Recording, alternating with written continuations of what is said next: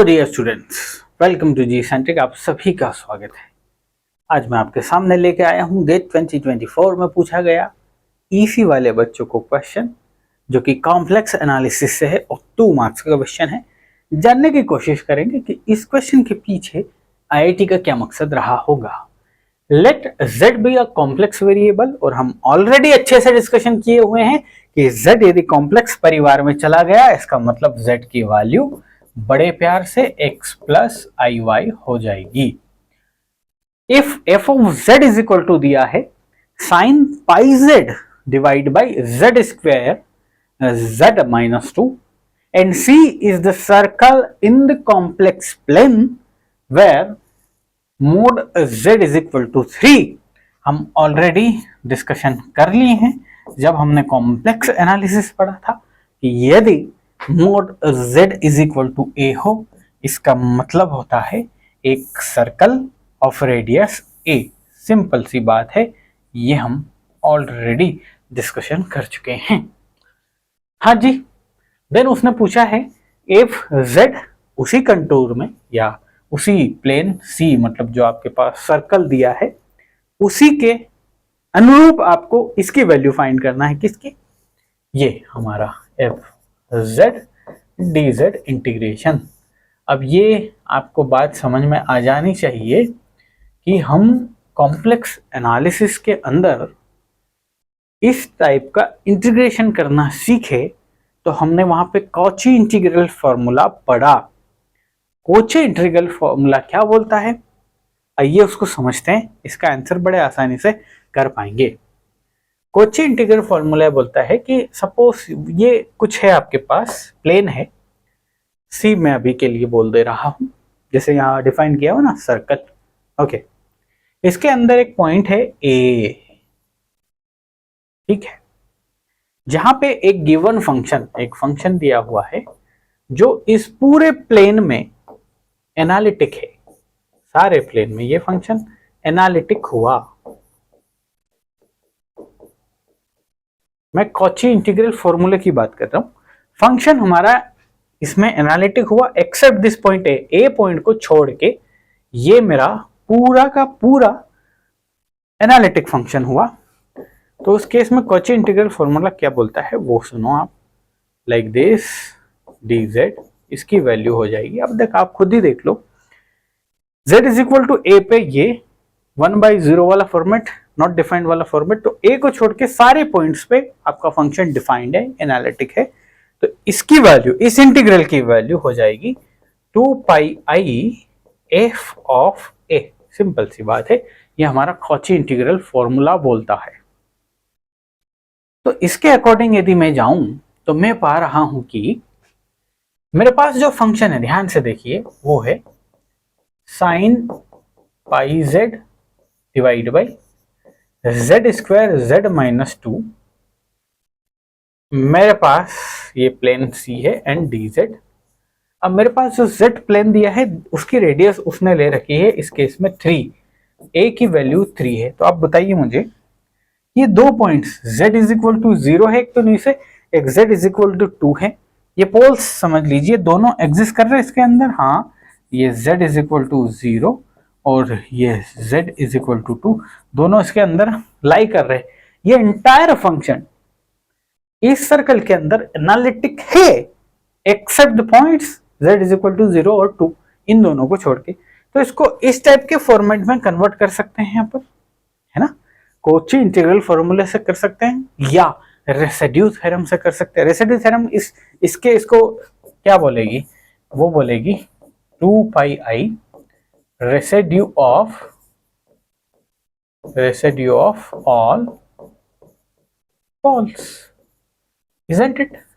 दोनों तरीके से आप कर सकते हो भैया, दोनों आपने प्रॉपर पढ़ा हुआ है ना, इसलिए मैं बोल रहा हूं, है कि नहीं? जी हाँ सर। सो रेसिड्यू वाले फॉर्मूले से करेंगे आप तो आपको क्या बेनिफिट पड़ेगा? बेनिफिट ये पड़ेगा कि ये दिए गए फंक्शन को आपको रिजोल्व नहीं करना पड़ेगा। अभी आप यदि चाहते हैं कॉची इंटीग्रल फॉर्मूले से, तो आपको रिजोल्व करना पड़ेगा प्यारे। कैसे रिजोल्व करना पड़ेगा? पार्शियल फ्रैक्शन से रिजोल्व करके ये वाला फॉर्मूला बनाना पड़ेगा ना। ये वाला फॉर्मेट यदि बन गया, उसके बाद सिंपल फॉर्मूला लगा दूंगा मैं, कौन सा, ये वाला, है कि नहीं। क्या चाहेंगे आप, इस क्वेश्चन को हम कैसे करें? इस क्वेश्चन को हम रेसिड्यू थ्योरम से करें? हाँ चलिए रेसिड्यू थ्योरम से करते हैं। रेसिड्यू थ्योरम के according 2 pi i residue of all poles, ठीक, या रेसिड्यू एट ऑल पोल्स लिख लीजिए। तो 2 पोल्स हैं हमारे पास, रेसिड्यू निकाल लेते हैं। चलिए, हमारे पास फंक्शन है sine pi Z divide by Z square z minus 2। इसका रेसिड्यू हम निकालने जा रहे हैं z इज इक्वल टू 0 पे। रिपीटेड पोल्स है, आपको पता है एक बार का डिफरेंशिएशन हो जाएगा। ये हम रेसिड्यू निकालने जा रहे हैं, रेसिड्यू ऑफ दिस इट, और वो कहां पे, at z is equal to 0 पे। तो d बाई डी जेड, ये जेड स्क्वायर वाली टर्म उड़ा दीजिए, आपके पास सिर्फ और सिर्फ बचेगा क्या, sine pi z upon z minus 2, बस ये बचेगा। रिपीटेड वाले में आपको पता है जेड स्क्वायर का इसमें मल्टीप्लाई होता है, जेड स्क्वायर इसको काट देगा, आपके पास सिंपल सा फंक्शन बचा है। एंड दिस एंटायर कहानी आप z इज इक्वल टू 0 पे परफॉर्म करना चाह रहे हैं। अच्छा जी, तो इंटीग्रेट कर पाएंगे सर? बिल्कुल कर पाएंगे, कैसी बात कर दिया। सो z माइनस 2 का होल स्क्वायर हो गया, z माइनस 2 आपने यहां लिखा, साइन का हो जाएगा कॉस पाई z और साथ में पाई का मल्टीप्लाई, यहां तक कोई आपत्ति नहीं है। माइनस साइन पाई z आपने लिखा और z माइनस 2 का 1 हो गया। ध्यान रखिए सारी चीज z इज इक्वल टू 0 पे हमें पता करनी है, z की वैल्यू हम 0 पुट करने जा रहे हैं। सो पाई ये हो जाएगा -2, cos 0 1 है हमारे पास, ये 0 हो जाएगा, और नीचे हो जाएगा क्या, -2 का स्क्वायर यानी कि 4। सो बड़े प्यार से minus pi by 2, am I right? ठीक है, ये एक रेसिड्यू हो गया। अब हम रेसिड्यू फाइंड करेंगे कहाँ पे, residue of given function that is sine pi z upon z square z minus 2, कहाँ पे भाई, at z is equal to 2। तो ये क्या हो जाएगा भाई, ये हो जाएगा, सिंपल सी बात है कि साइन पाई जेड में, sign pi Z by Z square, इसमें आप z की जगह 2 पुट कर दीजिए, दैट्स इट, यही कहानी है, सब पढ़े हैं हम भाई। तो ये हो जाएगा साइन 4 पाई अपॉन, क्या प्यार है मेरे, 4 साइन पाई, 2 पाई, 3 पाई, 4 पाई, ये 0 है दोस्त मेरे। तो ये कहानी पूरी 0 हो गई। तो हमारा आंसर बाय रेसिड्यू थ्योरम क्या हो गया, 2 pi i plus residue of all the poles plus 0। So 2 pi i minus pi by 2, 2 से 2 get cancelled, minus pi square I think इसका ऑप्शन दिया था यार, लेट मी चेक इट। जी हाँ, इसमें ऑप्शंस थे और वन ऑफ द ऑप्शंस हमारा माइनस पाई स्क्वायर आई।